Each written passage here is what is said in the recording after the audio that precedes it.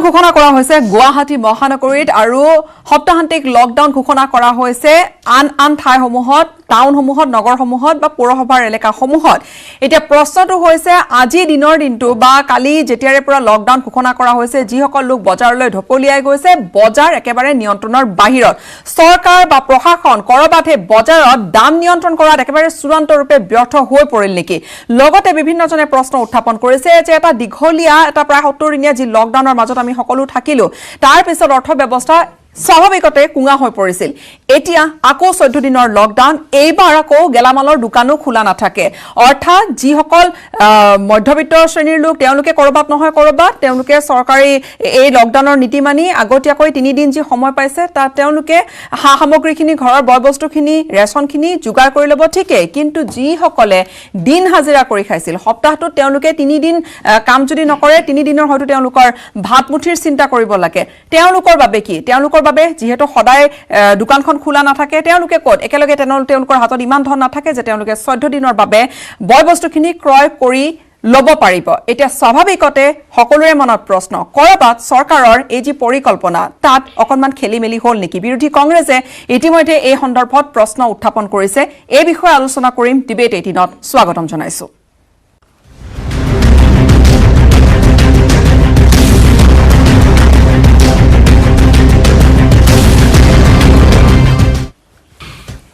মুহূৰ্তে কেইবাগৰাকী অতিথি আছে প্ৰথমে চিনাকি কৰাই দিবলৈ বিচাৰিছো সাইদুল ইছলাম ডাঙৰীয়াক স্বাগতম জনাইছো লেখক বিশ্লেষক আমাৰ হৈতে আছে লগতে আছে অৰ্থনীতিবিদ হিচাপে ডক্টৰ নিহাৰ ৰঞ্জন কলিতা ডাঙৰীয়া স্বাগতম জনাইছো কংগ্ৰেছৰ মুখপাত্ৰ আছে মোৰ হৈতে দিলীপ শৰ্মা ডাঙৰীয়া স্বাগতম জনাইছো আৰু কিছু সময় পিছতে বিজেপি নেতা জয়ন্ত দাস মোৰ হৈতে সংযুক্ত হ'ব আৰু মোৰ হৈতে সংযুক্ত হ'ব আমাৰ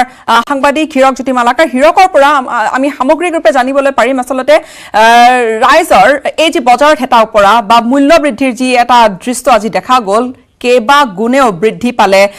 দাম হেখিনি কথা আলোচনা কৰিম পুনে পুনে মই যাবলৈ বিচাৰিম হিৰকৰ ওচৰলৈ হিৰক আজি দিনৰ ভাগত আপোনালোকে নিউজ কভাৰেজত গৈছে বজাৰলৈ গৈছে তাত দেখিলো যে কৰবাত যদি 30 টকাৰ বস্তু আছিলে হেয়া এতিয়া 60 টকা বিক্ৰী হৈছে হয় গীতাশ্ৰী মূল্য বৃদ্ধি আসলতে যে লকডাউন কালি পৰা লকডাউন ঘোষণা কৰা হৈছে নিখাৰ ভাগৰ পৰা কিন্তু লকডাউনৰ পৰিলক্ষিতত মহানগৰী যে বজাৰত চাব যায় কালি যেতিয়া হিমন্ত বিশ্ব শৰ্মাই সংবাদমেল সম্বোধন কৰিছিল তাৰে পিছৰ পৰা বস্তু আকাশলম্বী ৰম্বৰ দাম মূল্য বৃদ্ধি দেখিবলৈ পোৱা গৈছিল আৰু ঠিক একেদৰে আজি যি চাব যায় গুৱাহাটী যি আপুনি প্ৰতিখন বজাৰ পৰিদৰ্শন কৰে তেনে দেখিব যে যিসমূহ বস্তু মূল্য 20 টকা হৈছিলে সেই বস্তু মূল্য আজি 3 গুণ বৃদ্ধি পাইছে অৰ্থাৎ 70 পৰা 80 টকা পৰ্যন্ত হৈছে আৰু মই যদি ক'ব যাওঁ আলুৰ যি দাম আলুৰ দাম যদি কালি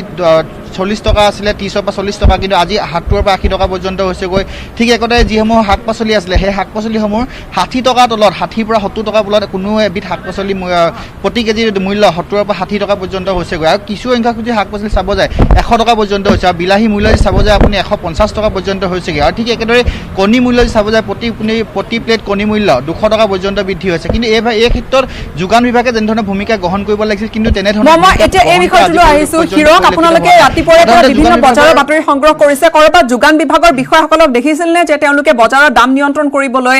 তেওঁলোক তাত গৈছে চাইছে যে ক'ত কিমান দাম হৈছে কিয়নো বহু দামত এছামে সুবিধা লৈ এছাম ব্যৱসায়ীয়ে লুটপাট চলাইছে গ্ৰাহকৰ পৰা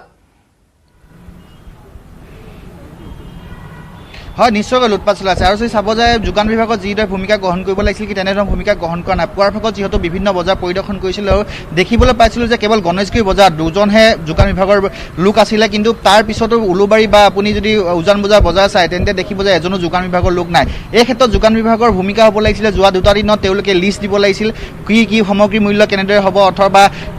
আলু মূল্য কিমান হ'ব পিঁয়াজৰ মূল্য কিমান হ'ব এনেধৰণৰ বিভিন্ন মূল্যৰ তেওঁলোকে সূচী প্ৰকাশ কৰিব লাগিছিল বা তেওঁলোকে সংবাদমেল প্ৰকাশ কৰিব লাগিছে কিন্তু তেনে ক্ষেত্ৰত কোনো ধৰণৰ ভূমিকা গ্ৰহণ কৰা পৰিলক্ষিত হোৱা নাই আৰু বজাৰ যদি যায় আপুনি আজি দিনটো যদি চাব যায় সকলো বস্তুতে জুই চাই যাম সাধাৰণতে যিবোৰ বস্তু 20 টকা হৈছিলে সেইবোৰ 70-80 টকা পৰ্যন্ত হৈছেগৈ আৰু ঠিক একেদৰে আজি যি ভিৰ পৰিলক্ষিত হৈছিল সেই ভিৰ হয়তো উৰুকাৰ যিসমূহ বজাৰ হয় উৰুকাৰ বজাৰ বা বিহু পূৰ্বে যিবোৰ বজাৰ হয় সেই বজাৰসমূহত মহানগৰীত এনেধৰণৰ ভিৰ পৰিলক্ষিত হয় আৰু 2টা দিন যিহেতু আছে কালি 7 বজালৈকে আছে যিহেতু 7 বজাৰ পৰা লকডাউন হ'ব আচলতে 12 বজাৰ পৰা লকডাউন হ'ব কিন্তু 7 বজাত যিহেতু সন্ধিয়া জাৰি কৰা হৈছে তাৰে বাবে লকডাউন 7 বজাৰ পৰা লকডাউন হ'ব কিন্তু তাৰ কালিও পৰিৱেশ এক ভয়ংকৰ পৰিৱেশ গুৱাহাটীত সূচনা হোৱাৰ সম্ভাৱনা আছে এনে ক্ষেত্ৰত যেহেতু চৰকাৰ ৰাজ্য চৰকাৰ কৃষি বিভাগ হস্তম হ'ব লাগিছিল যোগান বিভাগ হস্তম হ'ব লাগিছিল প্ৰশাসন হস্তম হ'ব লাগিছিল কিন্তু তেনেধৰণৰ কোনো ধৰণৰ হস্তম হোৱা আজি দিনটোলৈ পৰিলক্ষিত হোৱা নাই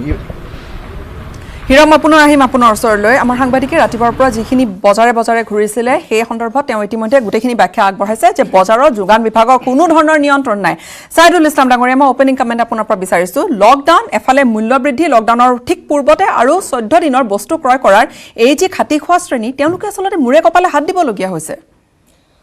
চাওক এটা অত্যন্ত স্পৰ্শকাতৰ বিষয় লকডাউন দিয়া বিষয়টো লৈ পেলাই সাধাৰণতে আজি কেইদিনমানৰ পৰা আলোচনা চলি আছে ছ'চিয়েল মিডিয়াত কিছুমানে কৈছে যে লকডাউন দিব লাগে 10টা কেছ থাকোঁতে লকডাউন আছিল এতিয়া কিয় লকডাউন নাই এনেকুৱা বিষয়বিলাক আলোচনা হৈছে কিন্তু লকডাউনৰ যিটো অন্য এটা প্ৰভাৱ সেই প্ৰভাৱ সম্পৰ্কত কিন্তু আমি আচলতে সিমান সচেতন নহয় যেন লাগিছে এতিয়া কথাটো এই পৰ্যায়লৈকে গৈছে যে মানুহে কৰোনাক বেছি ভয় কৰে নে লকডাউনক বেছি ভয় কৰে আপুনি যদি লক্ষ্য কৰে মানুহে লকডাউনক বেছি ভয় কৰা হৈছে এতিয়া লাহে লাহে লকডাউন যি এই যাৰ যিটো আপোনাৰ পাৰ্শ্বক্ৰিয়া সেই পাৰ্শ্বক্ৰিয়াটো ইমান বেছি ভয়াৱহ হৈ পৰে কেতিয়াবা আপুনি ইয়াতে মই উচিত হ'বনে নাই নাজানো যে গোৱালপাৰা যে বিপুল বৰ্মন চাগে তেওঁৰ নাম তেওঁতো আত্মহত্যা কৰিব লগা পৰিৱেশ হৈছিল কিন্তু এতিয়া আপুনি কৰোনাৰ লগত যুঁজিব লাগিব এহাতে আপোনাৰ হাতত এটা পেণ্ডেমিক আছে আৰু আনহাতে আপোনাৰ এফালে জীৱিকা বুলি যিটো কথা কওঁ আমি জীৱিকাৰ কথা আছে এতিয়া আমি দুটা বস্তু একেলগে চলাব লাগিব সেই ক্ষেত্ৰত এটা অত্যন্ত স্পষ্ট এটা প্লেন লাগিব আৰু এই প্লেনটোৰ ক্ষেত্ৰত দুটা কথা মই ক'ব বিচাৰোঁ যে স্বাস্থ্য বিভাগ প্ৰশাসন আৰু আপোনাৰ যোগান বিভাগ এই তিনিটা বস্তুৰ মাজত কিন্তু এটা সাংঘাতিক কোঅৰ্ডিনেশ্যন লাগিব এই কোঅৰ্ডিনেশ্যনটো যদি কৰবাত অলপ লেপছ হয় 1% লেপছ হয় তাত এবাৰ সমস্যা আছে কৈছে যে লেপছ হৈছে কৰবাত নহয় কৰবাত পৰিকল্পনাৰ অভাৱ হৈছে চূড়ান্ত অভাৱ হৈছে এতিয়া মই কথাটো ক'ব খুজিছোঁ এই কথাটো যে 2 নম্বৰ কথাটো ক'ব খুজিছোঁ যে পৰিবহণ বিভাগ বুলি কওঁতে দুটা বস্তু আছে আপোনাৰ যিটো মানুহৰ সৰবৰাহ মানুহে যি যাতায়াত সেইটো লগতে আপোনাৰ যিটো অত্যাৱশ্যকীয় আপোনাৰ খাদ্য সামগ্ৰী সেইখিনি কথা আছে এইকেইটা বস্তু কিন্তু এই চাৰিটা বিষয় কিন্তু কোনেও ইগন'ৰ কৰিব নোৱাৰে তাত যদি আপোনাৰ চুৰিৰ সমানো যদি লেপছ হয় সেই লেপছেশ্যনটো কিন্তু আপোনাৰ চকুত ধৰা পৰিব মোৰ চকুত ধৰা পৰিব যিটো এতিয়া ধৰা পৰিছে আপোনাৰ এনেকুৱা পৰ্যায়লৈকে গুচি গ'ল কথাখিনি যে লকডাউনটো চবেই বিচাৰিছিল আপোনাৰ যি সাধাৰণ মানুহ তেওঁলোকৰ বাদে যিসকল সচেতন মানুহ তেওঁলোকে লকডাউন বিচাৰিছিল এটা পৰ্চন আছে যিসকলে চাকৰি কৰে যিসকলে মাহেকৰ দৰমহা কেইটা পাব তেওঁলোকে বেছিকৈ বিচাৰিছিল কিন্তু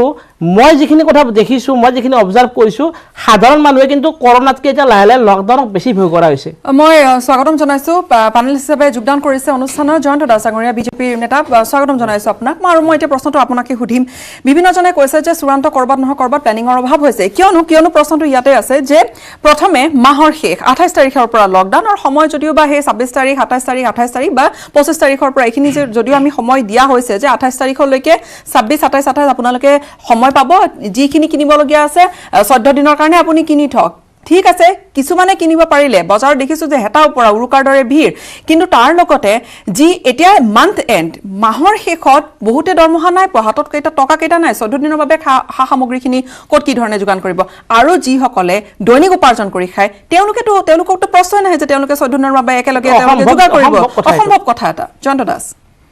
নহয় চাওক এতিয়া কথা হ'ল কি লকডাউন বুলি কোৱাৰ লগে লগে লকডাউনটোৰ বাস্তৱ প্ৰতিচ্ছবিটো হ'ল যে লকডাউন বিচৰা আৰু নিবিচৰা আৰু মই দেখিছোঁ এইটো আমাৰ চৰকাৰে দিয়া নিদিয়াক লৈ আনাই নাই মই কথাটো যে লকডাউন বিচৰাৰ মানুহ বেছিয়ে দেখিছোঁ এইকাৰণে বিচাৰিছে যে শংকিত হৈ পৰিছে আচলতে এতিয়া কথা হ'ল কি লকডাউনৰ ফলত যি জটিলতা আহি পৰিছে আমাৰ সমাজখনত যি জটিলতা বিড়ম্বনা এটা আহি পৰিছে তাৰ মুখামুখি আমি সকলোৱে কৰিব বাধ্য হৈছোঁ আমি উপায়বিহীন হৈ পৰিছোঁ কিন্তু এটা কথা ঠিক যে লকডাউনটো দিয়াক লৈ ৰাজনীতি কৰিব নালাগে আপুনি যিটো কথা এইমাত্ৰ আপোনালোকৰ মই ক'ব দিয়ক না কমেই নহয় মই কথাখিনি ক'ব দিলে আপুনি গম পাব মই চোৰ বুলি কৈ দিওঁতে ৰখাই দিব তাৰমানে মই চোৰ হৈ গ'লোঁ মই চোৰ এটা দেখিছিলোঁ বুলি ক'ব যাওঁতে মই সম্পূৰ্ণ শব্দ হোৱাই নহয় এতিয়া মই কৈ আছোঁ প্লেনিং এটা প্লেনিংটো কথা হ'ল এইমাত্ৰই মই ইয়াত অহাৰ আগতে আপোনালোকে অলৰেডি ইতিমধ্যে টেলিকাষ্ট কৰিছে আমাৰ কংগ্ৰেছ দলৰ সভাপতিয়ে তেওঁলোকে প্ৰেছ মিট কৰি এই লকডাউনৰ ওপৰত কৈছে যে তেওঁলোকক লগত লৈ বহি আলোচনা কৰি লকডাউনৰ সিদ্ধান্ত ল'ব লৈছোঁ হোৱাট ইজ দিছ এইটো আৰু কি কথা তেওঁটোক এবাৰো নক'লে মোৰ পুৰা ভিডিঅ'ত আছে যে লকডাউনটো দিয়াৰ বিৰোধ নকৰিলে লকডাউন দিয়াৰ বিৰোধ কৰা এটা শব্দ নাই তেখেতসকলৰ আপোনালোকে আজিৰ প্ৰচাৰ হৈছে এইটো প্ৰেছ মিট আমাৰ কংগ্ৰেছৰ প্ৰেচিডেণ্টৰ এটা শব্দ তেওঁ নক'লে লকডাউনৰ বিৰোধিতা কৰি কিন্তু তেওঁলোকে ক'লে যে বিৰোধীক লৈ বা আন সংগঠনক লৈ কিয় আলোচনা নকৰিলে এইটো আকৌ কি কথা সেই মিনিটে মই সেইকাৰণে ক'ব গৈছোঁ যে আপোনাক মিন কৰিতো কোৱাই নাই আপুনি আপোনাৰ মই যেতিয়া আহি বহিছোঁ দেখিছোঁ সাংবাদিকে গ্ৰাউণ্ড জিৰ' ৰিপৰ্ট দি আছে সেইটোতো সত্য সেইটোকতো মই ডিনাই কৰিব নোৱাৰোঁ দুটা কথা আছে ইয়াত যে বজাৰত ভিৰ বজাৰত এইকাৰণে ভিৰ বজাৰত সেই সামগ্ৰী কিনিব পৰা মানুহখিনিয়ে ভিৰ কৰিছে সেইকাৰণে আজি ভিৰ দি বাট নোপোৱা অৱস্থা মই আজি বজাৰ কৰিব ভয়তে নকৰিলোঁ এই কাৰণে যে তাত কিজানি কৰোণা তাৰ পৰাহে আমাৰ ঘৰলৈ মই লৈ যাওঁ এই অৱস্থা তেতিয়া মই যিহেতু ইয়াতে থাকোঁ মই ভাবিলোঁ ৰাতিপুৱা চন্দ্ৰপুৰৰ পিনে গৈ তাতে খালী দোকানীখিনিৰ পৰা যি পাৰোঁ উঠাই লৈ আহিম কথাটো বুজি পাইছে আকৌ সেইখিনি সময়তে আৰু এটা কথা আছে যে যোগান বিভাগৰ প্ৰতি এটা আঙুলি উঠিছে যিটো সঁচা কথা যে 40 টকাৰ বস্তুটো 80 টকা চুই গ'ল কথা বুজি পাইছে য়েছ আপুনি কিয় ভাবিছে যে মই চৰকাৰত থকাৰ লগে লগে মই কিবা যদি যোগান বিভাগৰ ভুল হৈছে শুনক মই কি কৈ আছোঁ যে মই এইটো কথা নাভাবিব যে যোগান বিভাগৰ ভুলটোক মই আহি ইয়াতে তেওঁলোকৰ হৈ ওকালতি কৰি ভাল বুলি কৈ থৈ যাম এটা পইণ্ট দি দিছোঁ আপোনাক আপুনি যিখিনি ক্ৰেতা যাৰ সক্ষমতা আছে সেইখিনিৰ ভিৰটো আপুনি দেখিছে কিন্তু মই কথাটো কৈ লওঁ বুজি পাইছোঁ এটা শ্ৰেণী আছে আপুনি কৈ থাকোঁতে সেইকাৰণে কোৱা নাই কাৰণ আপুনি ভাল কথাই কৈ আছে চাওক সমাজৰ প্ৰয়োজনীয় কথা যেতিয়া কৈ থাকে মই একো কোৱা নাই এতিয়া কথা হ'ল কি জানে লকডাউনটো বহুতে আকৌ বিচৰা নাই বহুতে বিচাৰিছে বিচৰাখিনিৰ লগত নিবিচৰাখিনিৰ কেতিয়াও মত মিলিব নোৱাৰে শ্ৰমিক হওক দুখীয়া শ্ৰেণীৰ হওক যোৱা লকডাউনৰ সময়ত চৰকাৰৰ পৰা সম্পূৰ্ণ তেওঁলোকক খাদ্য বিতৰণ কৰা হৈছে এতিয়ালৈকে এইবাৰ কি হ'ব এতিয়া কথা হ'ল কি যিখিনি সামগ্ৰী ক্ৰয় কৰিব দিছে যোৱাবাৰ সেইটো এটা অভিযোগ উঠিছিল যে সময়ত কোনো সময় নিদিলে মানুহক ক্ৰয় কৰিবৰ কাৰণে এইবাৰ চৰকাৰক ধন্যবাদ দিব লাগে যে যিসকলক যোৱাবাৰ এনেকুৱা এটা অৱস্থা কৰিলে যে চাউল দালি উভয় নদীকৈ সেইখিনি দিছে চৰকাৰ তাৰ বাবে আছে যিহেতু লকডাউন ষ্টাৰ্ট হোৱাই নাই লকডাউন ষ্টাৰ্ট হ'ব সোমবাৰৰ পৰা আৰু যিখিনিয়ে ক্ৰয় কৰিব নোৱাৰে পাৰে যিখিনিয়ে যোৱাবাৰ ক'লে অভিযোগ তুলিলে যে আমাক কিয় সময় নিদিলে চৰকাৰে আমি ক্ৰয় কৰিলোঁ হয় আজি সেইকাৰণে সময় দিছে সেইকাৰণে আজি কোনো এখন বজাৰত আপোনালোকৰ কেমেৰা লৈ সাংবাদিক সোমাব নোৱাৰা অৱস্থা কাৰণ ক্ৰেতাৰ ভিৰ সেইকাৰণে এটা ষ্টেজততো ঠিক আছে এটা ষ্টেজততো অ'কে যে ক্ৰেতা যিসকলে কিনিব পাৰে 14 দিনৰ খাদ্য সময় তাতে কৰবাত নহয় কৰবাত কথাটো লুকাই আছে যিসকলে কিনিব পাৰে মই দিলীপ শৰ্মা ডাঙৰীয়াৰ ওচৰলৈ এটা প্ৰশ্ন সুধিছোঁ আপুনি কথা কওক যে ডিপ্ল'মেচি যিটো আপোনাৰ ডিপ্ল'মেচি লকডাউনটো লৈ পেলাই মই তেখেতক ক'ব খুজিছোঁ মাত্ৰ এটা ছেকেণ্ড দিলীপ শৰ্মা ক'বলৈ দিয়া দিলীপ শৰ্মা আপোনালোকৰ তৰফৰ পৰা আজি এই অভিযোগ আছিলে যে এটা শ্ৰেণীৰ বাবেহে আচলতে চিন্তা কৰি পেলাই লকডাউনখিনি দিয়া হ'ল 14 দিনৰ বাবে এতিয়া কথাটো এনেকুৱা যে লকডাউন বিৰোধিতা কৰা নাই বহুতে আৰু কিছুমানে বিৰোধিতা কৰিছে ঠিক আছে তেখেতেও কৈছে কথাটো তেনেকুৱা কোনোবাই সমৰ্থন কৰিছে কোনোবাই বিৰোধিতা কৰিছে এটা অন্য বিষয় কিন্তু গোটেই এটা পৰিকল্পনাহীন এটা অপৰিকল্পিত অৱস্থাত চৰকাৰখন আছে কোনো পৰিকল্পনা প্ৰথমবাৰ যেতিয়া লকডাউন ঘোষণা কৰিছিল প্ৰধানমন্ত্ৰী ডাঙৰীয়াই সেইটো কোনো পৰিকল্পনা নাছিল অপৰিকল্পিত আছিল সেইকাৰণে সমগ্ৰ দেশৰ মানুহে হাৰেছমেণ্টৰ সন্মুখীন হৈছিল এইবাৰ আমি ভাবিছিলোঁ যে চৰকাৰে যিবোৰ সামাজিক সংগঠন বিৰোধী দল সকলোকে বিশ্বাসত লৈ গুৱাহাটীত বহুত সামাজিক সংগঠন আছে সকলোকে বিশ্বাসত লৈ এটা প্লেন ফুলি লকডাউন যদি ঘোষণা কৰিলেহেঁতেন স্বাভাৱিকতে আজি এইটো অৱস্থা নহ'লে ইপিনে চৰকাৰে লকডাউন ঘোষণা কৰি ৰং চাইছে মানুহৰ সাধাৰণ মানুহৰ ৰং চাইছে তেওঁলোকে সাধাৰণ মানুহৰ দুৰ্দশা তেওঁলোকে ৰং চাইছে আজি বজাৰত বস্তুৰ অৱস্থা কি হৈছে সাধাৰণ মানুহে আজি বস্তু কিনিবলৈ পৰা নাই আজি এতিয়া চাওক আলু কালিয়ে 50 টকা হৈ গৈছে যোগান বিভাগ এটা অকৰ্মণ্য বিভাগ যোগান বিভাগ ব্যৰ্থ মানে সমগ্ৰ চৰকাৰখন ব্যৰ্থ চৰকাৰখনৰ এটা বিভাগৰ সফলতা তেওঁলোকে দেখুৱাবলৈ গৈছে নেকি তেওঁলোকৰ সমগ্ৰ বিভাগবোৰ ব্যৰ্থ হৈ গৈছে তেওঁলোকৰ অকৰ্মণ্যতা ইতিমধ্যে শিখৰত উঠিছেগৈ তেওঁলোকৰ চৰকাৰখনৰ আজি কালি আলুৰ দাম 50 টকা হৈছে আজি আলু বজাৰত নাই মই আজি আলু বিচাৰি নাপালোঁ সয়াবিন নাই আলু কণী প্লেটত কালিলৈকে আছিল 130 টকা আজি কণী প্লেট হৈ গৈছে 200 টকা আজি 200 টকা বাকী বস্তুখিনিৰ কথা মই আপোনাক নকওঁৱে এনেকুৱা যি দুৰৱস্থা হৈছে কিয় যোগান বিভাগ ক'ত গৈছিল বস্তু নিয়ন্ত্ৰণ তেওঁলোকে কৰিব কিয় পৰা নাই মানে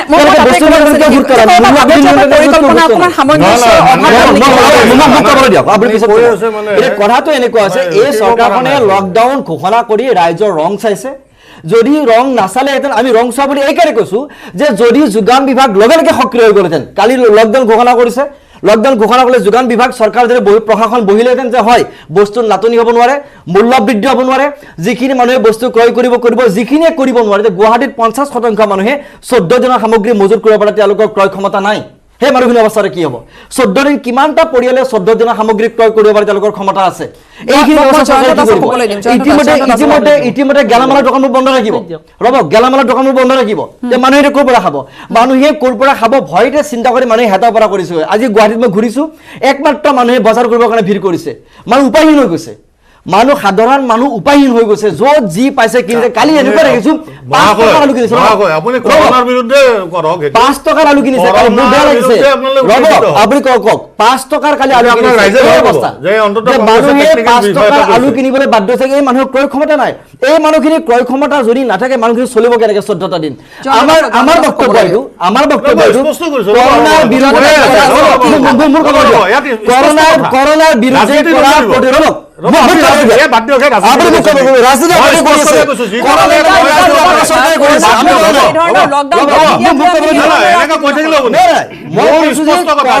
বিৰুদ্ধে চলা প্ৰতিটো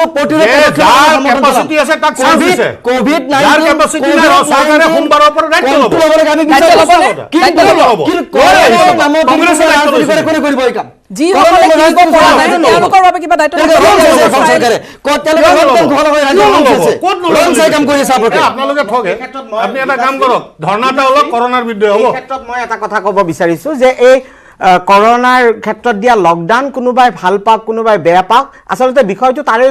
সেইটোক ভিত্তি কৰি আলোচনা হ'ব নোৱাৰে নিশ্চয় নোৱাৰে আলোচনাৰ বিষয়বস্তু হ'ব লাগিব যে কৰোনাৰ ক্ষেত্ৰত অহা লকডাউনক যি এটা সাধাৰণ মানুহৰ শংকিত হৈ পৰিছে যি ক্ষেত্ৰত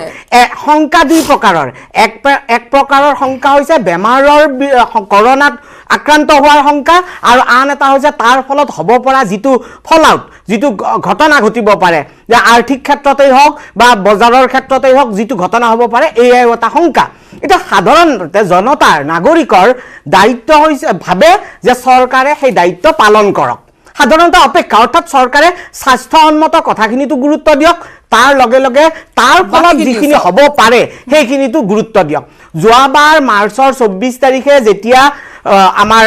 মাননীয় প্ৰধানমন্ত্ৰী ডাঙৰীয়া সমগ্ৰ দেশৰ বাবে লকডাউন ঘোষণা কৰিছিল তাৰ পাছতেই কিন্তু এদিন নে দুদিন পাছত বিত্তমন্ত্ৰীগৰাকীয়ে দেশৰ নিৰ্মলা সীতাৰামন ডাঙৰীয়ানীয়ে কি কেনেকুৱা ব্যৱস্থা লোৱা হ'ব সেই কথাটো কিন্তু সংবাদ মেলেৰে ঘোষণা কৰিছিল গতিকে সাধাৰণ নাগৰিক হিচাপত আমাৰো লকডাউন যিটো নেকি অসমৰ version Assam version of lockdown এই ক্ষেত্ৰত কিন্তু আমিও কামনা কৰোঁ সাধাৰণ মানুহ হিচাপত যে ইয়াত যোগান বিভাগে সংবাদ মেল পাতি আমাৰ যিটো উষ্মা যি আবেগ যি শংকা মৰিহন কৰিবলৈ চেষ্টা কৰক কৃষি বিভাগেও এই একেখিনি কথাই মৰিহন কৰিবলৈ চেষ্টা কৰক কাৰণ এই ক্ষেত্ৰত আমাৰ তিনিটা দিন পাৰ হৈ গ'ল এতিয়ালৈকে এনেকুৱা কোনো ব্যৱস্থা ঘটনা হ'ল যে আমাৰ তিনিটা আপুনি চাব কৰোনাৰ লগত শংকাৰ লগে লগে সমগ্ৰ ৰাজ্য আকৌ বানপানীৰ ক্ষেত্ৰতো এটা অভাৱনীয় শংকাৰ মাজত আমি জুমুৰি ধৰিছো গতিকে এই গোটেই ক্ষেত্ৰত আচলতে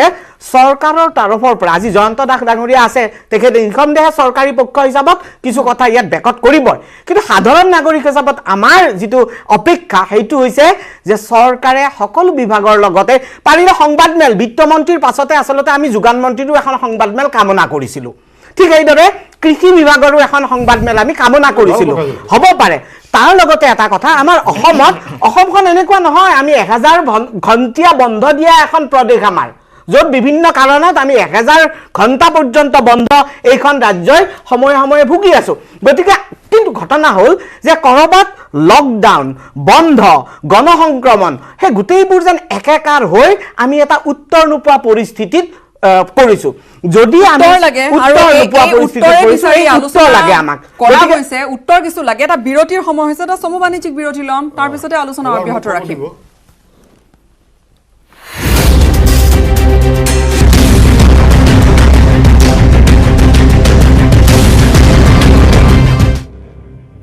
পুনৰ স্বাগতম চৰকাৰে লকডাউন ঘোষণা কৰিছে কিয়নো হয়তো কোভিড-19ৰ যি ধৰণৰ এটা ভয়ানক সংক্ৰমণ হৈছে গণসংক্ৰমণৰ দিশে সকলো আগবাঢ়িছো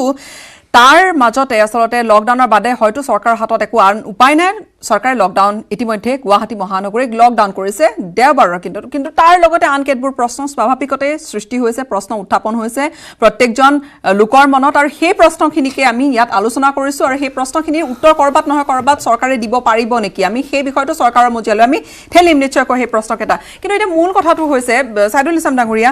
যি ধৰণে আচলতে আমি ইয়াৰ পূৰ্বেও আমি বিভাগ কেইটাৰ কথা কৈছো আচলতে বিভাগ কেইটাৰ ইটো বিভাগ আৰু আন এটা বিভাগৰ মাজৰ যি আচলতে বাৰ্তালাপ হ'ব লাগিছিল যে আমি লকডাউন ঘোষণা কৰিম এটা কোঅৰ্ডিনেটেড ৱেত আমি যাব লাগিব যে মই বজাৰ চাম যাতে কোনো বজাৰ কোনেও দাম বঢ়াব নোৱাৰে তোমাৰ বিভাগৰ দায়িত্ব হ'ব তুমি বেমাৰী চোৱা মোৰ বিভাগৰ দায়িত্ব হ'ব মই সাপ্লাইখিনি চাম এইখিনি আচলতে আগতীয়াকৈ আলোচনা কৰি লোৱা নগল নেকি চাওক এই মুহূৰ্তত যোগান বিভাগৰ এগৰাকী যদি দায়িত্বশীল বিষয়া থাকিলেহেঁতেন মই দুটা প্ৰশ্ন কৰিলোহেঁতেন সেই প্ৰশ্নকেইটা মই জয়ন্ত দাস ডাঙৰীয়াক কৰিব খুজিছোঁ প্ৰথম কথাটো হৈছে লকডাউন যে দিব যোগান বিভাগে গম পায় নে নাই কাৰণ এটা কথা হৈছে কি যোগান বিভাগক আমি প্ৰত্যক্ষভাৱে কৈ দিছোঁ যে যোগান বিভাগ ব্যৰ্থ আপুনি কেনেকৈ ক'ব পাৰে যোগান বিভাগ ব্যৰ্থ বুলি আপুনি তৎক্ষণাত কৈ দিছে যে আপোনাৰ লকডাউন হ'ব যোগান বিভাগক যদি কোঅৰ্ডিনেট কৰি পেলাই কৈছে তেতিয়া কথাটো বেলেগ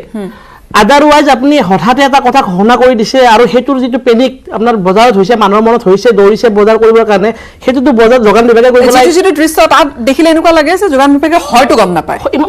মই কথাটো ক'ব খুজিছোঁ হয়তো গম নাপায় সেই এটা কথা দ্বিতীয় কথাটো হৈছে মই আপোনাৰ এই কথাটো কোঅৰ্ডিনেশ্যন নাই মই ক'ব খোজা নাই মই কথাখিনি কৈ ল'ব দিয়ক দ্বিতীয় কথাটো হৈছে হিমন্ত বিশ্ব শৰ্মা এগৰাকী অত্যন্ত বাকপটু আৰু দূৰদৰ্শী নেতা বুলি আমি মানো চবেই কওঁ এই কথাটো তেওঁ সমালোচকক কিন্তু এতিয়া সমালোচনা কৰাৰ পৰা এইখিনি কথা কৈ লয় কিন্তু মই এইকাৰণে কৈছোঁ হিমন্ত বিশ্ব শৰ্মা ডাঙৰীয়া মই কিন্তু এইবাৰ এটা তেওঁ সৰুকৈ লেফ্ট কৰা যেন দেখিছোঁ তেওঁ 7 দিন যে দোকান বন্ধ থাকিব সেই কথাটো ঘোষণা কৰি নিদিয়াহেঁতেন হয়তো ইমানখিনি পেনিক নহ'লহেঁতেন মই ভাবিছোঁ তেনেকৈ যদি কৈ দিলেহেঁতেন আমি লকডাউন কৰিম গোটেই কথাবিলাক এনেকুৱা সেই কথাখিনি নৰ্মেল কোৰ্চত যেনেকৈ আগতে কৈছিল তেনেকৈ কোৱাহেঁতেন আৰু আপোনাৰ যোগান বিভাগৰ কথাটো বাদ দিয়ক গোটেই যিবিলাক আপোনাৰ গেলামাল দোকান আছে কিবা আছে ফাৰ্মাচীত বাদে বা অত্যাৱশ্যকীয় সামগ্ৰিক বাদে সকলো যে বন্ধ থাকিব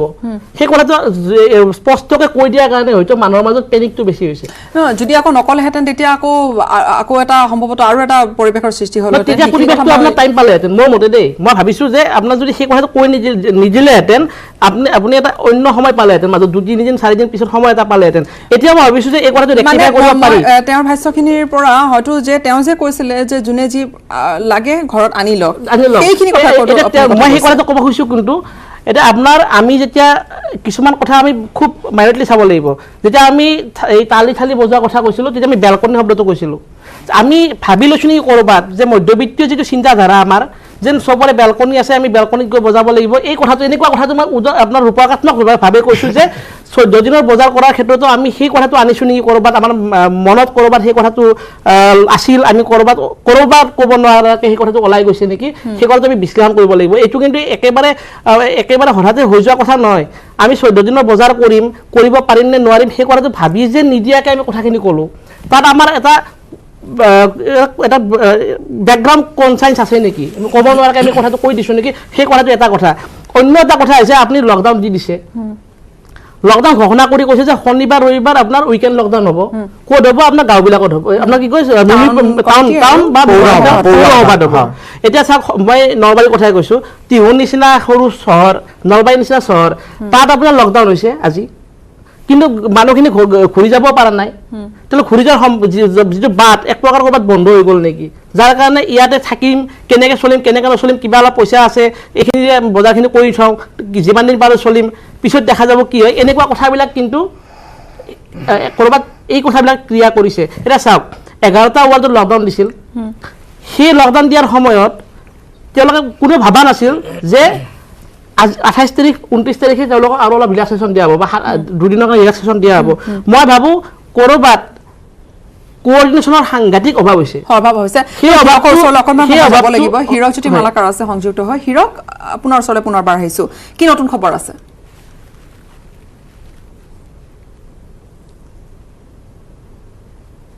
লকডাউন ঘোষণা কৰা হৈছে আৰু লকডাউন ঘোষণা কৰাৰ ফলত প্ৰশাসন যেনেকৈ হস্তম হৈছে ঠিক একেদৰে আৰক্ষীও তেনেদৰে হস্তম হোৱা দেখিবলৈ পোৱা গৈছে আৰু মই যিহেতু গণেশগুৰিত উপস্থিত আছোঁ আৰু গণেশগুৰিত আজি সকলো লোককে যাবলৈ দিয়া হৈছে কিন্তু কালিৰ পৰা আপুনি এই পৰিৱেশ দেখিবলৈ পোৱা নাযাব আৰু কাইলৈৰ পৰা সম্পূৰ্ণৰূপে হস্তম হ'ব আৰক্ষী আৰু মোৰ লগত সতীৰ্থ সাংবাদিক ৰাজু বৰুৱা আছে ৰাজু বৰুৱাৰ সৈতে মই কথা পাতিব বিচাৰিম ৰাজু আৰক্ষীৰ ভূমিকা অতি গুৰুত্বপূৰ্ণ হ'ব এই যি গুৱাহাটী লকডাউনত কি ক'ব বিচাৰে যদি চোৱা যায় তেনেহ'লে হিৰক কোভিড হিৰো যিসকল আছে তাৰ ভিতৰত আটাইতকৈ কষ্টকৰ কিন্তু কাম কৰে যিসকল আৰক্ষীৰ লোকসকল আছে তেওঁলোকে ৰ'দ বৰষুণ আমি চিকিৎসকসকল চিকিৎসালয়লৈ যায় তেওঁলোকে ৰ'দ বৰষুণৰ লগত তেওঁলোকৰ তেনেকুৱা কথা নাথাকে বা আমিও যদি আমি চাওঁ তেনেহ'লে আমাৰ সৰহসংখ্যকে আমি কিছু ঠাইত আমি থাকিব পাৰোঁ কিন্তু যিসকল ট্ৰেফিক আৰক্ষী আছে আমি এই মুহূৰ্তত যদি গণেশগুৰিত চাওঁ তেনেহ'লে পুৱাৰ ভাগতে তেওঁলোক ওলাই আছে আৰু পুৱাৰ ভাগত ওলাই আহি তেওঁলোকে এতিয়ালৈকে তেওঁলোকৰ কৰ্তব্য তেওঁলোকে কৰি থাকিব লগা হৈছে আৰু 14 দিন যেতিয়া লকডাউন হ'ব কঠোৰ বুলি এবাৰ যিহেতু কোৱা হৈছে যথেষ্ট কঠোৰ হ'ব গতিকে কঠোৰ হোৱাৰ সময়ছোৱাত তেওঁলোকৰ কাম যথেষ্ট বাঢ়িব গতিকে এইসকল আৰক্ষী ৰাতিপুৱাৰ ভাগতে তেওঁলোক ওলাই আহিছিল আৰু তেওঁলোকৰ ঘৰ এখন আছে তেওঁলোকৰ ঘৰ এখন ইতিমধ্যে হিৰক আপুনিও জানে বা গীতাশ্ৰী ইতিমধ্যে নিউজ 18 নৰ্থ-ইষ্টৰ দৰ্শকক গম পাইছে যে বহুকেইজন আৰক্ষীৰ লোক ইতিমধ্যে কোভিড পজিটিভ ওলাইছে গতিকে তেওঁলোকৰ এখন ঘৰ আছে গতিকে ঘৰখন থকাৰ পিছতো তেওঁলোক কিন্তু ওলাই আহি কাম কৰি থাকিবলৈ বাধ্য হৈছে এতিয়াও তেওঁলোকে কাম কৰি আছে এতিয়ালৈকে তেওঁলোকৰ যি কৰ্তব্য আছে তেওঁলোকে পালন কৰিছে এগৰাকী আৰক্ষীৰ লোক আছে নিশ্চয় হিৰক তেওঁৰ সৈতে পাতিব হয় মই আপোনাৰ ওচৰলৈ আহিছোঁ সকলোৰে এখন ঘৰ আছে আপোনালোকে একোজন যোদ্ধা যিহেতু কালি কষ্ট হয় আৰু কালিৰ পৰা যিহেতু গুৱাহাটী লকডাউন দিছে আপোনালোকে কেনেদৰে সাজু হৈছে আৰু কেনেধৰণে আমিতো সাজু আছোঁৱে কিন্তু মানে আমি এতিয়া ধৰক 7টা বজাৰ পৰা লকডাউন দিছে কালিৰ পৰা আমি অলপ মানে চাম আৰু এইটো আজি যিভাগে যান বাহনসমূহ যোৱা হৈছে কালি হয়তো জৰুৰীকালীন সেৱাৰ বাহিৰে অন্যান্য কোনো যান বাহনক 7 বজাৰ পিছত যাবলৈ দিয়া হয়তো নহ'ব কালিৰ পিছত 14 দিনটো হয় সেইটো দিয়া হ'ব এনেকৈ কালিৰ পৰা তেনেকৈ দিয়া হ'ব কেনেদৰে এই গণেশগুৰি অঞ্চলকে ধৰি অন্যান্য অঞ্চলত আপোনালোকে কেনেদৰে হস্তম হৈ থাকিব গণেশগুৰিত মানে আমাৰ হস্তম হয় আপোনাৰ যেনেকৈ আমি মানে ৰাইজৰ যেনেকৈ ই কৰিব লাগে তেনেকৈ আৰু কৰি আছোঁ আৰু বাকী আমাৰ দিয়া হয় এটা টিম বনাই দিয়া হয় সেই টিম দিয়া বজাৰ চজাৰ কৰিছে না আপোনালোকে বজাৰ কৰিবলৈ সময় পাইছে নাই এতিয়া বজাৰটো কৰিব তেনেকৈ সময় পোৱা নাই অলপ চলপ মানে কৰিছোঁ আৰু তাৰ মাজতে কিছুমান এনেকৈ বজাৰ কৰিব মানে সময় পোৱা নাই এই কৰোণাৰ এই দিনকেইটা বহুত কষ্ট হৈছে আপোনালোকৰ যিহেতু পৰিয়ালকো সময় দিব পৰা নাই বহুত হয় এনেও অলপ কষ্ট হৈছে আমাৰ আমি মানে ৰাইজৰ হকে কাম কৰি আছোঁ গতিকে আমাৰ ৰাইজকে বেছিকৈ চাব লগা হৈছে গতিকে আমাৰ অলপ কষ্ট অনুভৱ কালিৰ পৰা লকডাউন হ'ব কালিৰ পৰা গোটেই গুৱাহাটী লকডাউন হ'ব গেলামালৰ দোকানো বন্ধ থাকিব আজি আপোনালোকে বজাৰ কৰিব পাৰিলে নাই আজি বা কালি বজাৰ কৰিব পাৰিবনে সময় হ'বনে কিছু বজাৰ কৰিছোঁ আৰু কিছু হয়তো কাইলৈ কৰিম মানে শিফটিং ডিউটি আমাৰ শিফ্ট হিচাপে কৰিলে আমি অলপ বজাৰ কৰিব পাৰিম আৰু আচলতে আৰক্ষীৰ লোকসকল তেওঁলোকে দিনে নিশাই আচলতে এই লকডাউনৰ বাবে কঠোৰভাৱে যিহেতু কোৱা হৈছে প্ৰশাসনৰ তৰফৰ পৰা তেওঁলোকে দিনে নিশাই এই ধৰণে তেওঁলোকৰ কাৰ্যৰ ডিউটিত নিয়োজিত হৈ আছে মই এতিয়া সেই প্ৰসংগটোৰ পৰা আন এটা প্ৰসংগলৈ আহিছোঁ আন এটা প্ৰসংগ হৈছে যে আজি যিহেতু কংগ্ৰেছৰ দিলীপ শৰ্মা ডাঙৰীয়া আছে জয়ন্ত দাস মই আপোনাৰ পৰা জানিম আজি ৰিপুণ বৰা APCCৰ সভাপতিগৰাকীয়ে এটা কথা মন্তব্য কৰিছিলে যে হিমন্ত বিশ্ব শৰ্মাই স্বাস্থ্যমন্ত্ৰীগৰাকীয়ে তুগলকী শাসন চলাইছে আৰু গুৱাহাটীবাসীৰ বাবে সময় দিয়া হ'ল কিন্তু বহিৰাজ্যৰ ক্ষমা কৰিব বহি জিলাৰ যিসমূহ লোক আছে বা টাউন কমিটি হওক পৌৰ সভাৰ এলেকাসমূহ হ'ল তেওঁলোকৰ বাবে কোনো ধৰণৰ সময় দিয়া নহ'ল বুলি আজি কংগ্ৰেছে অভিযোগ আনিছে সংবাদমেল পাতি প্ৰথমে সংবাদমেলৰ প্ৰত্যুত্তৰ আপোনালোকৰ নিউজ 18ৰ যোগেদি ৰিপুণ বৰা ডাঙৰীয়াক মই দিওঁ যে যিটো সময়ত সমগ্ৰ অসমৰ জনসাধাৰণে হিমন্ত বিশ্ব শৰ্মাৰ তৎপৰতাৰে এই কভিড যুদ্ধৰ সেনাপতি হিচাপে যুদ্ধত নামিছে য'ত শলাগ লৈছে সেইখিনি সময়ত তেওঁ তুগলক বুলি কৈ যে তেওঁহে তুগলক হৈছে সেইটো কথা একদম স্থাপন কৰিছে আৰু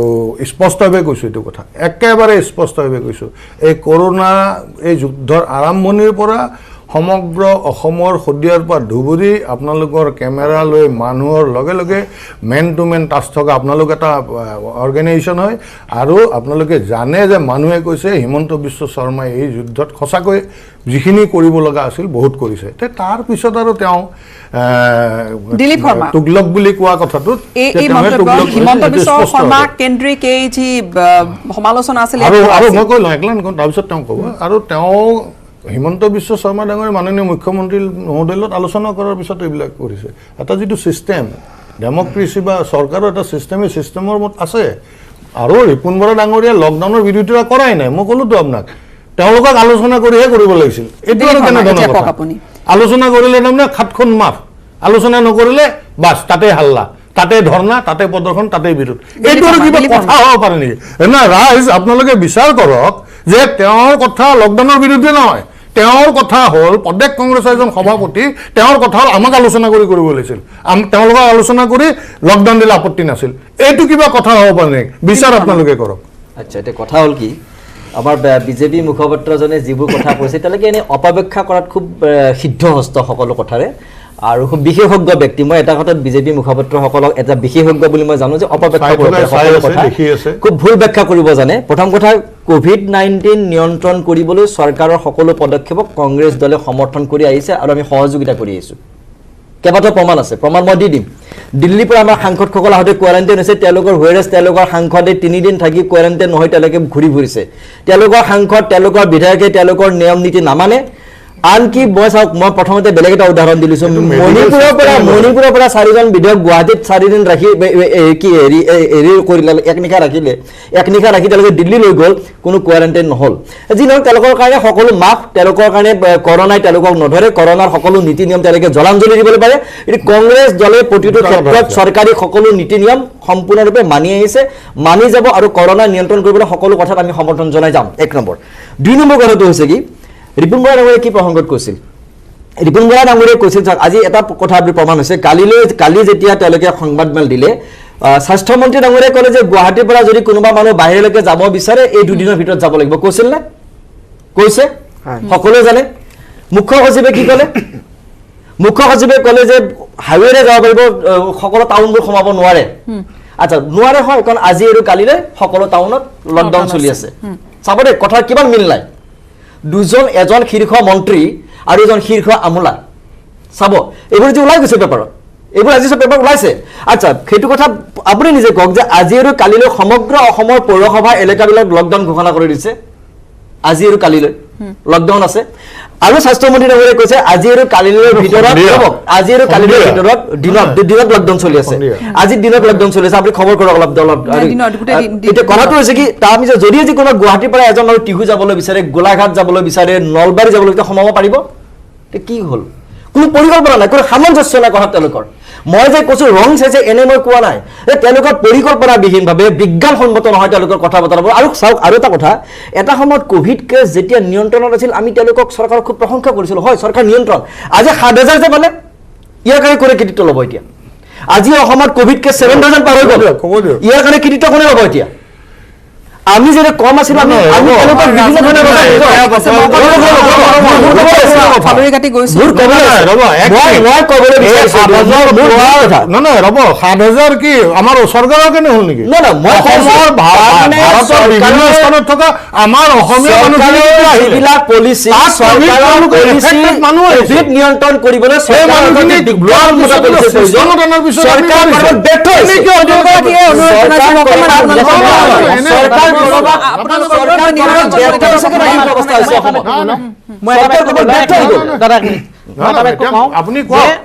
আপুনি কওক তেখেতে এটা অভিযোগ দিলে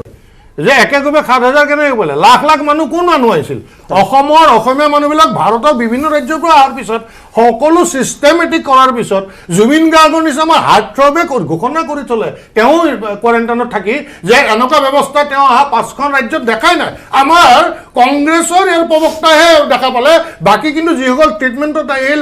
কোৱাৰেণ্টাইন হ'ল বা টেষ্ট কৰালে সেইবিলাক সকলোতে ৰাজনীতি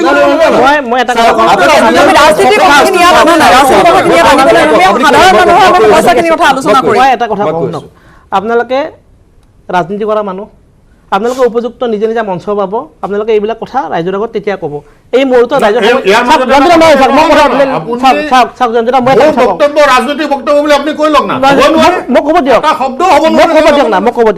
চাওক বিৰোধী দলত আছে কাৰণে চৰকাৰৰ যিকোনো পদক্ষেপ বিৰোধিতা কৰাটো এটা বেমাৰ ঠিক তেনেকৈ কিন্তু মই এটা কথা কওঁ চৰকাৰৰ পক্ষত আছে কাৰণে বা চৰকাৰৰ বা দলৰ মুখপাত্ৰ হোৱা কাৰণে চৰকাৰৰ প্ৰতিটো পদক্ষেপকে তেওঁলোকে বাধ্য হ'লেও কিন্তু মানি লোৱাটো কিন্তু মোৰ ক্ষেত্ৰত হোৱা নাই, আপুনি চাই দিয়ক। মই কৈ লওঁ সেই কথাটো কিন্তু এটা সেইটোৰ বেমাৰ এই বেমাৰৰ পৰা আমি কেতিয়াবা মুক্ত হ'ব লাগিব বিশেষকৈ টিভি ষ্টুডিঅ'বিলাক এই কাৰণে আপুনি ক'ব বিচাৰে এইটো এটা সংক্ৰামক বেমাৰ এটা মই ক'ব খুজিছোঁ যে মই এটা বিৰতি ল'ব লাগিব পাৱাৰটো ষ্ট্ৰং সেই বেমাৰৰ বিৰতি লওঁ আচলতে যিসকল লোকৰ কথা আমি পাতি আছো চৰকাৰী মানুহ আছে মই তেওঁলোকৰ পৰা এই উত্তৰখিনি ল'বলৈ যত্ন কৰিম এটা বিৰতিৰ পিছতে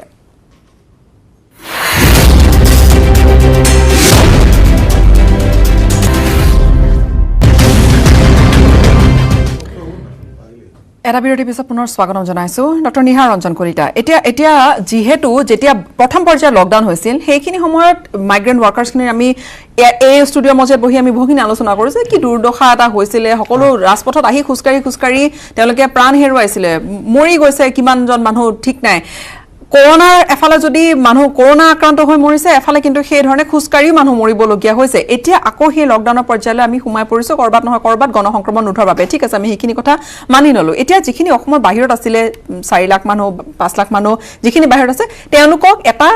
টকা দিয়াৰ এটা ব্যৱস্থা কৰা হৈছিল সেইখিনি সময়ত ৰাজ্য চৰকাৰৰ ফালৰ পৰা যে তোমালোক য'ত আছা তাত থাকা আমি তোমালোকৰ একাউণ্টত টকা এটা ভৰাই দিম এতিয়া এই 14 দিনৰ লকডাউনত ইয়াৰ পূৰ্বৰ যি লকডাউনত এই লোকসকল থাকিল ৰাজ্যৰ যিসকল লোক সেয়া দোকানী হওক বা গেলামালৰ দোকানৰ পৰা আৰম্ভ কৰি সৰু সৰু ব্যৱসায় কৰা কাৰোবাৰ এখন কাপোৰৰ দোকান আছে এইখিনি মানুহে আচলতে ক'বলৈ গ'লে এটা ধাক্কা এটা তেওঁলোকে খাইছে এতিয়া আকৌ তেওঁলোকক আকৌ একে অৱস্থাৰ মাজত তেওঁলোক সোমাই পৰিছে হয় ইয়াত তিনিটা কথা আছে প্ৰথম কথাটো হ'ল যে এই যিখিনি মানুহক চৰকাৰৰ ফালৰ পৰা কিন্তু এনৰেগাৰ অধীনত তেওঁলোকক এটা কাম দিয়াৰ ব্যৱস্থা কৰা হৈছিল আৰু চৰকাৰে ৰাজ্য চৰকাৰে বিজ্ঞাপনৰ যোগেদিও তেনেকুৱা মানুহক আবেদন জনাব দিছিল সেই গোটেই ঘটনাটো কিন্তু এতিয়া কি পৰ্যায়ত আছে আমি নাজানো সেই ব্যক্তিসকলে তেওঁলোকে এনৰেগাৰ যোগেদি কাম পালে নে পোৱাৰ কিবা এটা পদক্ষেপ লোৱা হৈছে চৰকাৰভাৱে আমি গম পোৱা নাই আৰু দ্বিতীয়তে আমাৰ সন্মানীয় মুখ্যমন্ত্ৰী ডাঙৰীয়াই এখন অৰ্থনৈতিক মানে টাস্ক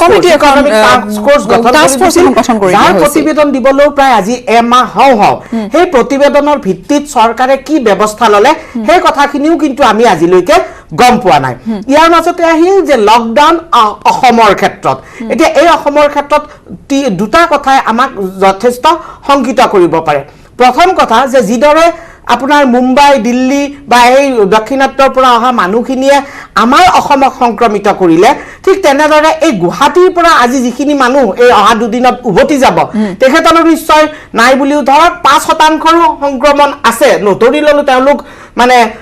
পজিটিভ হৈ আছে আমি গম পোৱা নাই কিন্তু এই সকল যদি অসমৰ গাঁৱে ভূঞে গৈ পেলাই আকৌ সংক্ৰমণৰ এটা অন্য সূত্ৰ আৰম্ভ কৰে তেনেহলে হি কিন্তু আমাৰ অসমৰ বাবে অন্য এটা ভয়ানক কথা হৈ পৰিব কাৰণ মোৰ বিশেষকৈ যোৱা দুদিনৰ পৰা অসমত বানপানীয়ে যিটো প্ৰকোপ হৈছে আশ্ৰয় শিবিৰত যদি তেনেকুৱা মানুহ একেলগে থাকিবলগীয়া হয় তেনেহলে পৰিস্থিতিটো কি হ'ব আপুনি নিজেই কল্পনা কৰক এই ক্ষেত্ৰত আমি চৰকাৰৰ যি নহওক ৰাজনৈতিক ব্যক্তিসকলে তেওঁলোকৰ ৰাজনৈতিক বক্তব্য দিব আমি কিন্তু চৰকাৰক আৰু অধিক আগ্ৰাসী হোৱাৰ কামনা কৰিছো তেখেতসকলে বহিৰাজ্যৰ পৰা অহা যিসকল তথ্য তেখেতসকলৰ হাতত আছে অতি সোনকালে এনৰেগাৰ অধীনত যি সহায় কৰিম বুলি কৈছিল সেই সহায় কৰাৰ ব্যৱস্থা কৰক তাৰ উপৰিও যিখিনি মানুহ গাঁৱলৈকে পুনৰ উভতি গৈছে তেখেতসকলক যিদৰে সহায় কৰিম বুলি চৰকাৰে আমাক আশ্বাস দিছিল সেই আশ্বাস কাৰ্যত পৰিণত কৰক আৰু অসমৰ সামগ্ৰিকভাৱে অসমৰ অৰ্থনীতিখন পুনৰুজ্জীৱিত কৰিবৰ কাৰণে সুভাষ দাসদেৱৰ নেতৃত্বত হোৱা অৰ্থনৈতিক পুনৰ্গঠন কমিটিয়ে যি ধৰণৰ মানে পৰামৰ্শ দিছিল সেই পৰামৰ্শসমূহক অতি শীঘ্ৰে ৰূপায়ণৰ ব্যৱস্থা কৰক কাৰণ অৰ্থনৈতিকভাৱে যদি আমি সক্ষম হৈ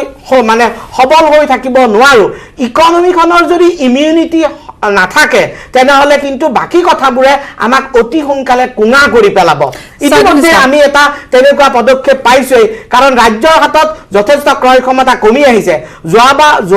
যোৱা দুমাহত কিন্তু অসম চৰকাৰে দৰমহা কেতিয়া দিব প্ৰায় মাহৰ শেষৰ ফালে ঘোষণা কৰিছিল এতিয়া এই জুন মাহৰ দৰমহাটো চৰকাৰে দিব পাৰিব নে নাই তেনেকুৱা কথাও কিন্তু আমাক যথেষ্ট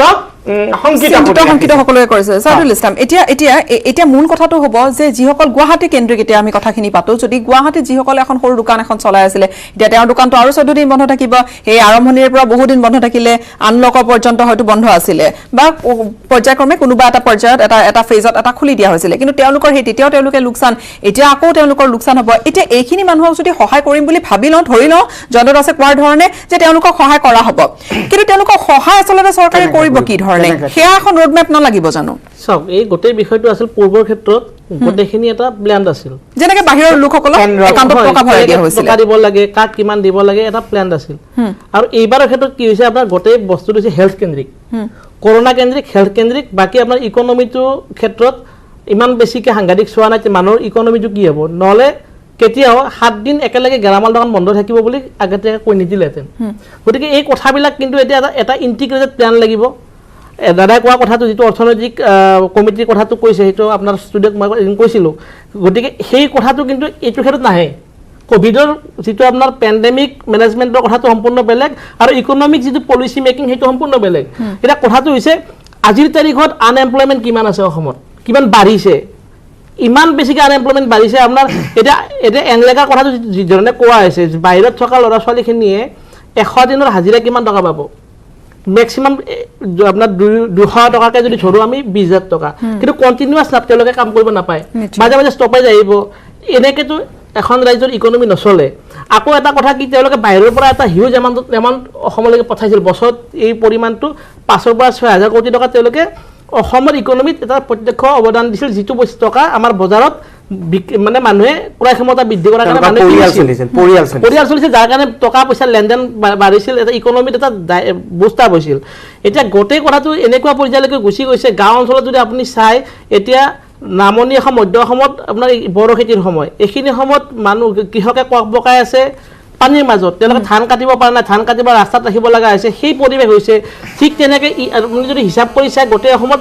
1.5 লাখ আপোনাৰ ই ৰিক্সা চালক আছে তেওঁলোকৰ কি অৱস্থা হৈছে আপুনি যদি হিচাপ কৰি চাই আপুনি কিমানক টকা দিব গতিকে এই গোটেই কথাটো আমি চিন্তা কৰিব লাগিব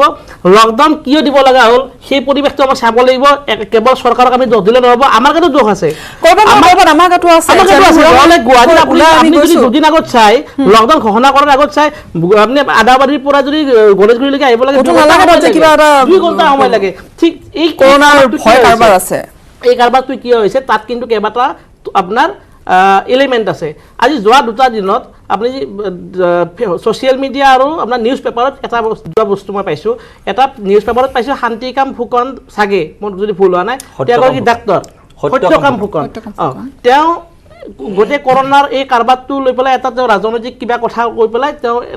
এটা কথা কৈছে সেইটো আপোনাৰ নিউজ প্ৰিণ্ট হৈছে সেইটো আপোনাৰ চাৰ্কুলেট হৈ আছে মানুহে কৰোনাক লৈ পেলাই আৰু লাইটলি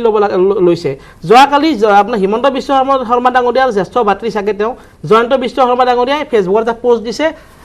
তেওঁ কি ক'ব খুজিছিল তেওঁ ইমান হাইলি কোৱালিফাইড মানুহ তেওঁ কোৱা কথাখিনি আমি বুজিব যাওঁতে হয়তো আমি মিছ ইণ্টাৰপ্ৰিট কৰিছোঁ নেকি নাজানো তেওঁ ফলছ পজিটিভৰ কথা যিবিলাক কথা যে আহিছে এই কথাবিলাকে মানুহৰ মাজত ভয়টো লাহে কমাইছে যাৰ কাৰণে বজাৰত মানুহে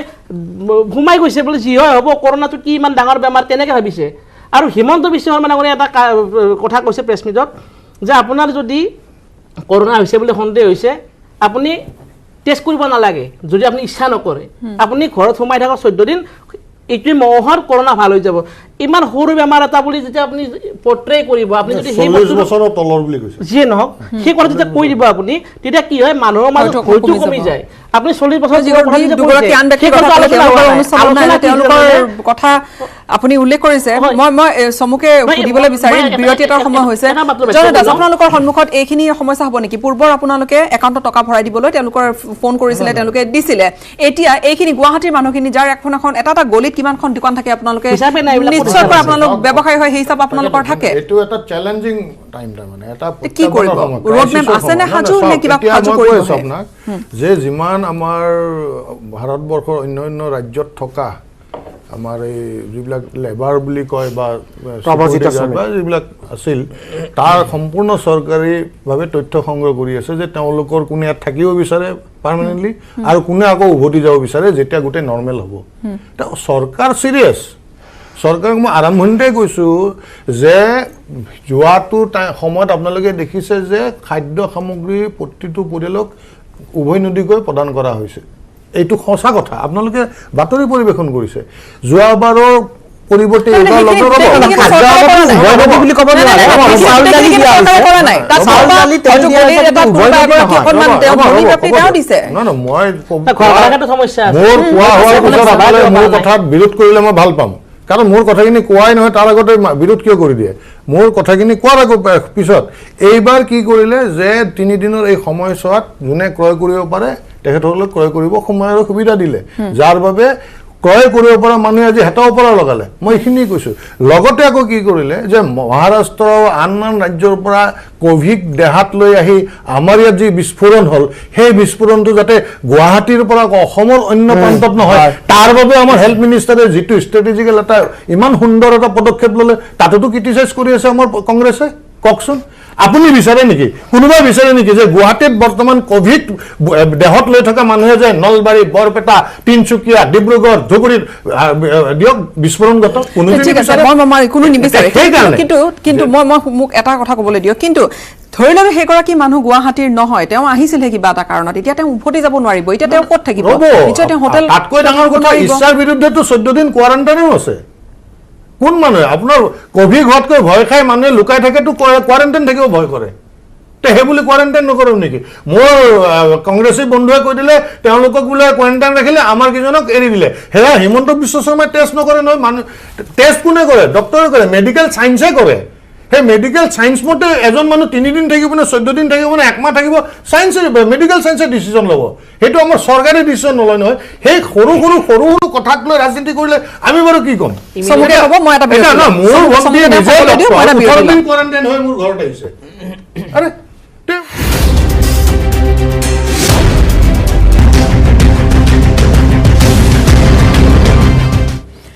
বিৰতি এটাৰ পিছত পুনৰ স্বাগতম। এটা প্ৰসংগ উত্থাপন কৰিছিলে, উত্তৰ এটা দিছিলে জয়ন্ত দাসে। দিলীপ শৰ্মা কি কয়? জয়ন্ত দাসে আমাৰ বিজেপিৰ মুখপাত্ৰজনে আজি কৰোনা সম্পৰ্কীয় COVID-19 নতুন নিয়ম ক'লে, মইতো শুনা নাছিলোঁ। আজি বোধহয় যদি এইটো স্বাস্থ্য বিভাগৰ নিয়ম হয় তেতিয়াহ'লে আমি গম পোৱা নাছিলোঁ, সেইটো চাৰ্কুলেট কৰিব লাগে যে 3 দিনতো এজন মানুহ কোৱাৰেণ্টাইন কৰাৰ পিছত 3 দিন পিছতো বোলে যাবলৈ দিব পাৰে। মই নাজানো, কাৰণ মই প্ৰসংগটো কৈছিলোঁ কোনটোত, মই কৈছোঁ মোৰতো ক'বলৈ দিল্লীৰ পৰা সাংসদ কেইজনমান গুৱাহাটী আহিলে, কংগ্ৰেছৰ 3-4 জন সাংসদ আহি তেওঁলোকে 14 দিন কোৱাৰেণ্টাইন কৰিলে, একেলগে এজন তেওঁলোকৰ কেন্দ্ৰীয় মন্ত্ৰী এজন আহিলে, 3 দিনত ঘৰৰ পৰা ওলাই গ'ল, বাঘজান তাকজান চাবলৈ গ'ল। যদি সেইটো কিবা নিয়ম আছে মই নাজানো দেই, যদি স্বাস্থ্য বিভাগৰ এইটো বিধিসন্মত নিয়ম হয়, এইটো কৈ দিলে বাকীখিনি মানুহ সুবিধা পাব। কেন্দ্ৰীয় মন্ত্ৰী বা সাংসদৰ কাৰণে যদি বেলেগ নিয়ম আৰু বেলেগ মানুহৰ কাৰণে ক'ভিড টেষ্ট কৰা পেচেণ্টে চাৰ্টিফিকেট লৈ এয়াৰপৰ্টত নামাৰ ললে সেইখনৰ ওপৰতো কংগ্ৰেছৰ সাংসদ কেইজনক 14 দিন ৰাখিলে, তেওঁলোকে কৈছে যে 14 দিন কোৱাৰেণ্টাইন কৰক, তেওঁলোকে হোম কোৱাৰেণ্টাইন কৰিলে। তাৰপিছত তেওঁলোকৰ কেন্দ্ৰীয় মন্ত্ৰীজনে 3 দিন থাকি ঘূৰি ফুৰিলে চাৰুপিনি। মই নাজানো, এতিয়া হয়তো তেওঁলোকৰ যদি অন্য কোনোবাই এনেকুৱা সুবিধা লোৱা মানুহে যদি কৰোনা বিয়পাইছে মই নাজানো দেই, এই কথাবোৰ কিন্তু প্ৰশ্ন আহিব, এইবিলাকো এইটো চিন্তা কৰিব লাগিব এতিয়া চৰকাৰখনে, কাৰণ তেনেকৈ কৰোনা বিয়পি যাব পাৰে। এতিয়া আচলতে কৰোনা কি ৰাজনীতি নাচায়, কৰোনা কোনো ৰাজনৈতিক দল নাচায়, সকলোৰে হ'ব পাৰে। যদি আমি কৰোনা কংগ্ৰেছ বিজেপি কাকো চোৱা নাই, কৰোনা ডাঙৰ সৰু কাকো চোৱা নাই, কৰোনা MP মন্ত্ৰী কাকো চোৱা নাই। মই যদি অসাৱধান হৈছো হ'ব পাৰে। এতিয়া মূল বিষয়টোৱে হৈছে, মই আৰম্ভণিতে যিখিনি কথা কৈছিলো, মই কৈছো যে মোৰ এটা অন্য প্ৰশ্ন আছে। এতিয়া এটা অন্য এটা শংকাৰ কাৰণ আহিছে, যে যিখিনি মানুহ গুৱাহাটীৰ পৰা আজি ওলাই গ'ল, কালিলৈ যাব, ঠিক আছে, মানুহ যাব, উপায় নাই, কাৰণ 14 দিন ইয়াত বস্তু কিনি সামগ্ৰী কিনি মানুহ এটা পৰিয়াল ইয়াত ধৰক চলিব নোৱাৰিব পাৰে, এইটো অসম্ভৱ কথা, আমি নিজে দেখিছো। এই মানুহখিনি যেতিয়া গুৱাহাটীৰ পৰা ওলাই যাব, মইতো ছাজেষ্ট বা মই এপিল কৰিব পাৰিছোঁ গভৰ্ণমেণ্টক, যদি গভৰ্ণমেণ্টৰ স্বাস্থ্য বিভাগে এইটো মই জয়ন্ত দাসৰ জৰিয়তে কথাটো কওঁ বাৰু, কাৰণ তেওঁলোকেতো আমাৰ কথা ক'ত শুনিব, এতিয়া যি নহওক মই এইটো ক'বলৈ বিচাৰোঁ যে এই মানুহখিনি যেতিয়া গুৱাহাটীৰ পৰা ওলাই যাব, তেওঁলোকৰ প্ৰতিটো গুৱাহাটীৰ পৰা ওলাই যোৱা পথবোৰত হয় অলপ যানজঁট হ'ব, সেইটো মই জানো। কিছু যদি যিখিনি পুলিচে হওক বা তেওঁলোকৰ স্বাস্থ্য বিভাগৰ মানুহ যদি অলপ টেষ্ট কৰাৰ ব্যৱস্থা কৰে, যে হয় আপুনি যদি সঁচাকৈ ঘৰলৈকে যাওক, আমাৰ ক'বলৈ আপুনি টেষ্ট কৰি লওঁ। কাৰণ এতিয়া কি হ'ব জানে, এই কিছুমান মানুহৰ দেহত ক'ভিড লৈ কিন্তু তেওঁলোকে গাঁৱলৈকে গুচি যাব। এতিয়া কোভিড কি হ'ব কৰোনা ইয়াত আপোনাৰ লকডাউন দিয়াৰ ইয়াতে লকডাউন দিলে গুৱাহাটীত ইয়াৰ মানুহখিনি গাঁৱলৈকে গৈ গাঁৱত সেইটো আপুনি আশংকা কৰিছে বা শংকা আছে যে তাত আছে এতিয়া মই আৰম্ভণি কথাটো আহিছো দেই মই আৰম্ভণি কথাটো আহিবই লাগিব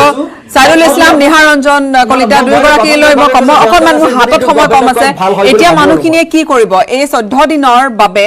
নিশ্চয়কৈ সকলোৱে ৰেচন সকলোৱে গোটাই থবলৈ ঘৰত সক্ষম হোৱা নাই এতিয়া তেওঁলোকে কি কৰিব চাওক 14 দিন লকডাউন দিছে আপোনাৰ 12 তাৰিখে শেষ হ'ব আমি চৰকাৰক আৰু এটা লকডাউন বা আৰু এটা লকডাউন এক্সটেনশ্যন যিটো দিয়াৰ যিটো মানে ব্যৱস্থা বা সুবিধা বা সুযোগ মই যিহেতু বিভিন্ন ধৰণে বিশ্লেষণ কৰিছে মই কৈছোঁ চৰকাৰে বাৰু সুযোগে লৈছোঁ ধৰি লৈছোঁ সেই সুযোগটো নিদিয়াৰ দায়িত্ব মোৰ আপোনাৰ সকলোৰে সেই দায়িত্ব পালন কৰাত যদি আমি ব্যৰ্থ হওঁ চৰকাৰে আমাৰ ওপৰত আৰু লকডাউন দিব লাগিব আৰু লকডাউন দিলে চৰকাৰ ব্যৰ্থ হ'বই চৰকাৰে গোটেই মেনেজমেণ্ট কৰিব নোৱাৰে আজি বিজেপি চৰকাৰ আছে তেওঁলোকে পাৰা নাই হয়তো কংগ্ৰেছ থাকিলেও নোৱাৰিলেহেঁতেন কোনো চৰকাৰে আজিৰ তাৰিখত প্ৰতিজন মানুহৰ পাৰ্চনেল যিটো কেয়াৰ চবেই ল'ব নোৱাৰে এইটো অসম্ভৱ অসমৰ নিচিনা যিটো অৰ্থনীতি অসমৰ এটা ইমান সৰু ৰাজ্য এখন আন্তঃগাঁথনিবিহীন এখন ৰাজ্য যিখন ৰাজ্যত কংগ্ৰেছ আৰু বিজেপি এই ধৰণৰ কথাবিলাক কোভিডৰ লগতো আলোচনা হয় সেইখন ৰাজ্যৰ ৰাজনীতিকৰ পৰা আপুনি বহুত বেছি আশা কৰাটো ভুল হ'ব আৰু সেই ভুলটো মই অসমৰ ৰাইজক আপোনাৰ যোগেদি আহ্বান জনাইছোঁ যে অসমৰ ৰাইজে কোনো কাৰণতে আৰু এটা লকডাউন এক্সটেনশ্যন দিয়াৰ সুবিধা কাকো দিব নালাগে কংগ্ৰেছ আৰু বিজেপিক প্ৰত্যক্ষভাৱে কৰোণাক লৈ পেলাই ৰাজনীতি কৰাৰ সুযোগ দিব নালাগে আমি কাৰো ক্ষেত্ৰত কোনো ক্ষেত্ৰত গিনিপিক হ'ব নালাগে এই কথাকেইটা মই স্পষ্টকৈ আহ্বান জনাইছোঁ ৰাইজে যদি সুযোগ দিয়ে সুযোগ সকলোৱে ল'ব কংগ্ৰেছী হিচাপে ল'ব বিজেপিয়ে বিজেপি হিচাপে ল'ব কালিলৈকে হয়তো এনেকুৱা দিন আহিব বিজেপিৰ MP MLA এইবিলাক যে ঘূৰি আছে তেওঁলোকে কোভিড বিলাইছে বুলি কংগ্ৰেছে ক'ব আৰু এনেকুৱা পৰ্যায়লৈকে ডিবেটবিলাক যাব পাৰে C for Congress C for corona এইবিলাক এনেকুৱা ফাল্টু ডিবেটো হ'ব পাৰে গোটেই বিষয়বিলাকত গতিকে মই অসমৰ ৰাইজক কৰজোৰে আহ্বান জনাইছোঁ 14 দিনৰ যিটো চৰকাৰে লকডাউনৰ আহ্বান জনাইছে সেই লকডাউনটোৰ এই 14 যিটো মেজিক নাম্বাৰ এইটোৰ কি আছে লজিক মই নাজানো কিন্তু বহুতে কয় যে আপোনাৰ যদি আমি 100% লকডাউন যেনেকৈ চৰকাৰে প্ৰেছক্ৰাইব কৰিছে যদি আমি মানি লওঁ হয়তো ক'ৰবাত চেইনডাল ছিঙিব পাৰে গতিকে কৰোণাক আমি কিমান ভয় কৰে নিহাৰ ৰঞ্জন কলিতা মই আপোনাৰ কমেণ্টৰ সৈতে অনুষ্ঠান সামৰিম কি এতিয়া সেই ৰাইজৰ প্ৰশ্নকেইটাৰ উত্তৰ কোনে দিব চৰকাৰলৈ আপুনি কি আহ্বান কৰিব মই আহ্বান জনাইছোঁ চৰকাৰক এই মঞ্চৰ যোগেদি যে আপোনালোকে যিখিনি মেনেজমেণ্ট কোভিড মেনেজমেণ্ট ঠিকে আছে কোভিডৰ লগত যিখিনি অন্যান্য সামাজিক ব্যৱস্থা আছে সেইখিনিও আপোনালোকে মেনেজ কৰক যিহেতু এইবাৰৰ লকডাউনটো সপ্তাহত 2 দিনকৈ পৌৰসভা নিগমৰ অধীনত আৰু গুৱাহাটীত ধৰক মোটামুটি 14 দিন গতিকে এইবাৰ আপোনালোকৰ মেনেজ কৰিবলৈ সুবিধা হ'ব লাগে কাৰণ যেহেতু সমগ্ৰ গুৱাহাটীত আপোনালোকৰ নিজা এটা সিস্টেম আছে ওয়াৰ্ড ভিত্তিত আপোনালোকে কিছুমান ব্যৱস্থা কৰিব পাৰে কিন্তু যি এতিয়া কৈছে যে আমাৰ ৰেচন দোকান বন্ধ কিন্তু এই কথাবোৰে কিন্তু পৰৱৰ্তী দিনত অন্যান্য কিছুমান সমস্যাৰ সৃষ্টি কৰিব পাৰে গতিকে ওয়াৰ্ড ৱাইজ আপোনালোকে আৰু কিছুমান যেহেতু কৃষি বিভাগ যোগান বিভাগে আটাইবোৰে লগ হৈ পেলাই আপোনালোকে ব্যৱস্থা কৰক গাঁৱৰ দাদা আপোনাৰ কথাখিনি মই এটা বস্তু যোগ দিব খুজিছোঁ যে লকডাউন আমি যিকেইটা দেখিছোঁ তেওঁলোকে সেই আগৰ লকডাউনবিলাকত কিন্তু কেতিয়াবা আৰক্ষীয়ে অত্যাধিক আক্ৰমণাত্মক হৈ কাৰোবাক কাণত ধৰাইছে কাৰোবাক আঁঠু কৰাইছে এই যিটো পাৰ্চনেল ইণ্টিগ্ৰিটি লছ হোৱা কাম আৰক্ষীয়ে যাতে নকৰে তাৰ কাৰণে মই আপোনাৰ DGP মহোদয়ক আপোনালোকৰ যোগেদি এই ষ্টুডিঅ'ৰ ধন্যবাদ জ্ঞাপন কৰিছোঁ কিন্তু মূল কথাটো হৈছে এতিয়া আচলতে চৰকাৰে কি ধৰণে দায়িত্ব লয় এইসকল লোকে যিসকলে আচলতে মাহৰ শেষ হোৱাৰ বাবে দৰমহাকেইটা নোপোৱাৰ বাবে তেওঁলোকে বয় বস্তু ক্ৰয় কৰিব পৰা নাই তেওঁলোকে আচলতে কি ধৰণে ব্যৱস্থা ল'ব তেওঁলোকে আশা কৰি বাট চাই আছে চৰকাৰৰ মুখলৈ চাই আছে এতিয়া চৰকাৰে কি ধৰণৰ ব্যৱস্থা কৰে সেয়া কিন্তু আচলতে চৰকাৰে নিশ্চয়কৈ চিন্তা চৰ্চা কৰাৰ সময় আহি পৰিছে যিহেতু দেওবাৰৰ পৰা লকডাউন ইয়াৰ সৈতে সামৰিব লাগিব অনুষ্ঠান ধন্যবাদ